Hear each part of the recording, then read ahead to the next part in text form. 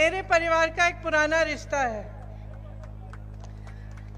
और जिस जगह बचपन की जो मीठी मीठी यादें होती हैं वहाँ से खास रिश्ता हमेशा होता है। आपको मालूम होगा कि मेरे पिताजी भी देहरादून में पढ़े, मेरे भाई साहब भी देहरादून में पढ़े, मेरे बेटे भी देहरादून में पढ़े 5 साल, और मैं भी 2 सालों के लिए देहरादून में पढ़ी और काफ़ी आपके प्रदेश में घूमने का भी मौका मिला।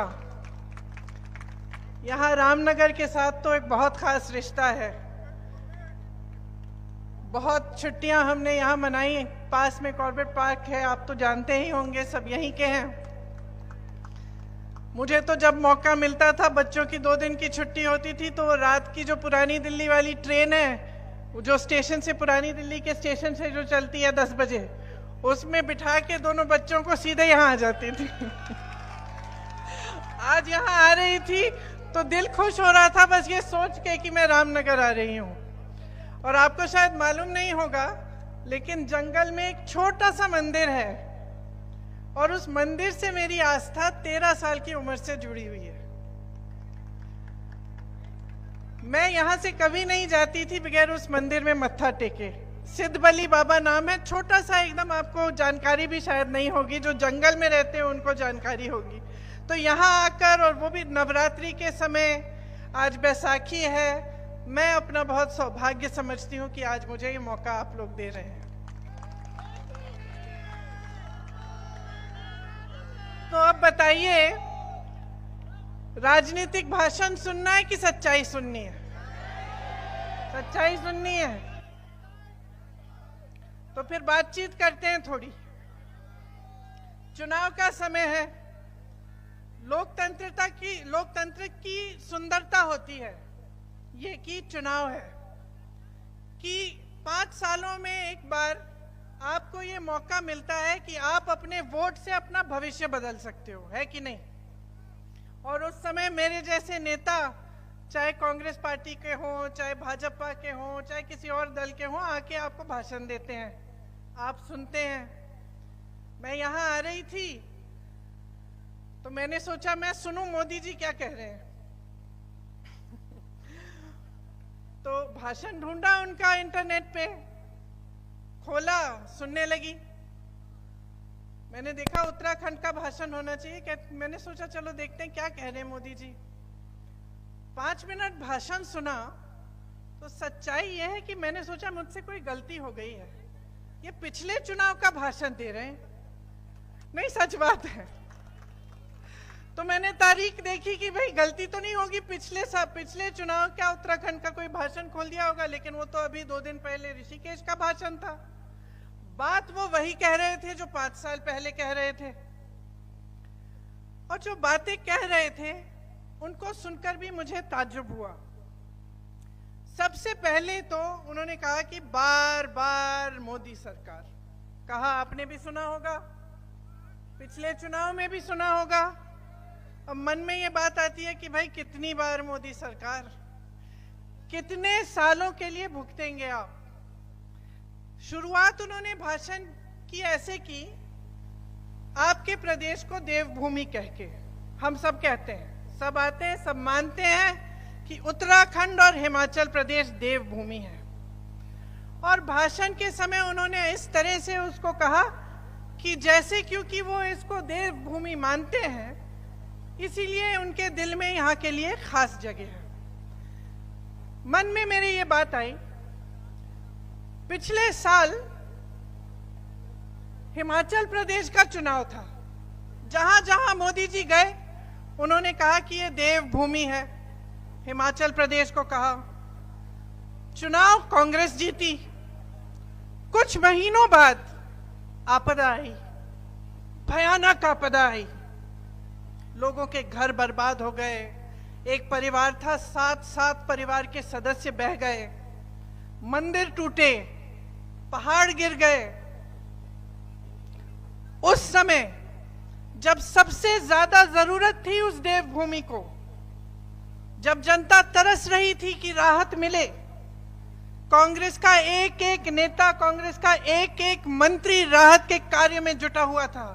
मुख्यमंत्री खुद दौरा कर रहे थे, 24 घंटे घूम रहे थे, जाकर लोगों को राहत पहुंचा रहे थे। भाजपा का एक नेता नहीं दिखा, मोदी जी नहीं दिखे। दिखना छोड़िए, उसी भूमि को जिसे वो कह रहे थे अपने भाषण में देवभूमि कह रहे थे, जिसे वो कह रहे थे कि वो पूजते हैं, उसी भूमि के लिए उन्होंने एक पैसा राहत नहीं दिया, आज तक नहीं दिया है। जितनी राहत थी वहां हिमाचल प्रदेश की सरकार ने खुद दी, क्योंकि केंद्र सरकार देना नहीं चाह रही थी, क्योंकि देवभूमि उनके लिए सिर्फ उसी समय थी जब चुनाव का भाषण देने का समय था। जब आपदा आई, जब मुश्किलें हुई, जब लोग संकट में थे, तो देवभूमि नहीं रही।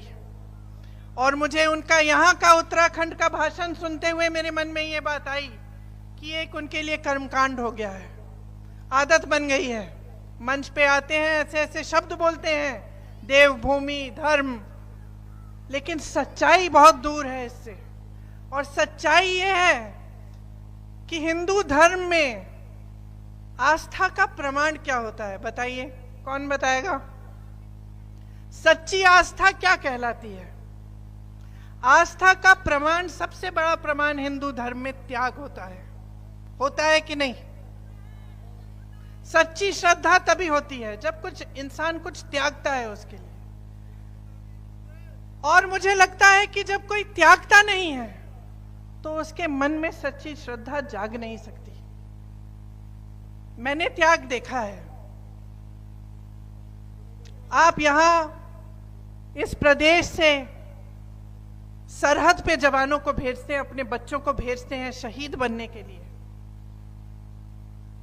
शहादत आप समझते हैं। मैं 19 साल की उम्र में अपने पिता की टूटी हुई लाश अपनी मां के सामने मैंने रखी। मैं शहादत को समझती हूं और मैं त्याग को समझती हूं। कितनी भी गालियां दें ये मेरे परिवार को,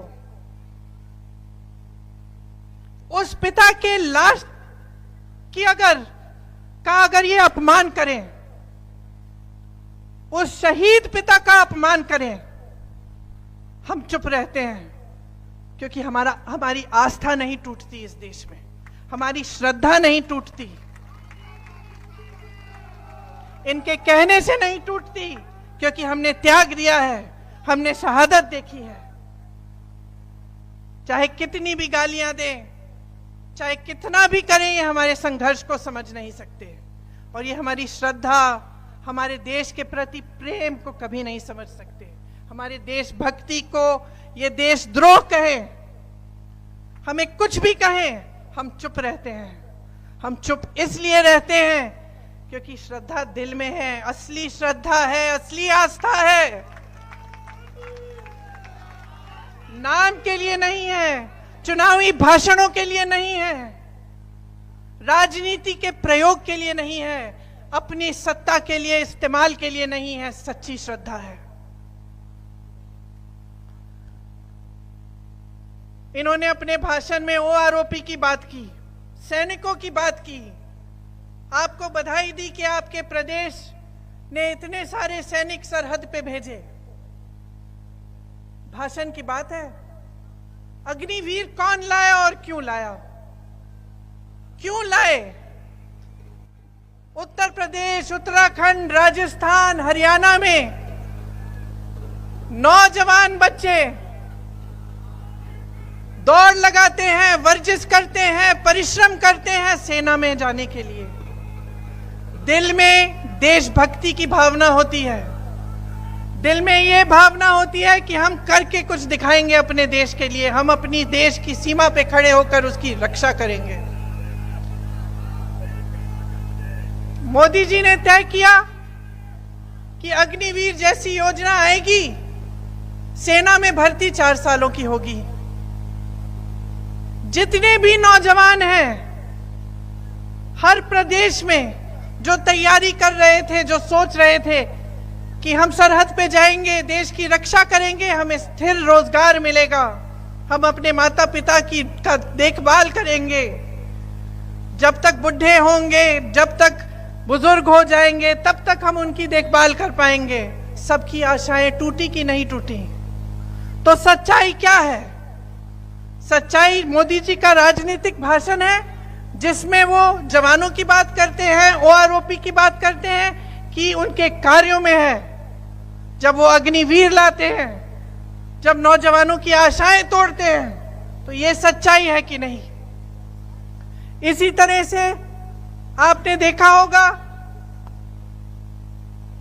कि यहां पे पर्यटन की बातें करते हैं, कहते हैं कि पर्यटन की बहुत स्कीम गिना देते हैं आपको, लेकिन सच्चाई क्या है? सच्चाई आपके जीवन है, सच्चाई आपका संघर्ष है, सच्चाई आज की बेरोजगारी है, सच्चाई आज की महंगाई है। आपके बच्चे पढ़ते हैं, इम्तिहान देते हैं, पेपर लीक हो जाता है, घोटाला हो जाता है, 20-20 लाख की नौकरियां बिक जाती हैं। किसके राज में हो रहा है ये? 10 सालों से किसका राज है? कितना दोष देते रहेंगे कांग्रेस पार्टी को? 10 सालों से तो कांग्रेस पार्टी का राज नहीं है ना। 10 सालों से इन्हीं की पूर्ण सत्ता है।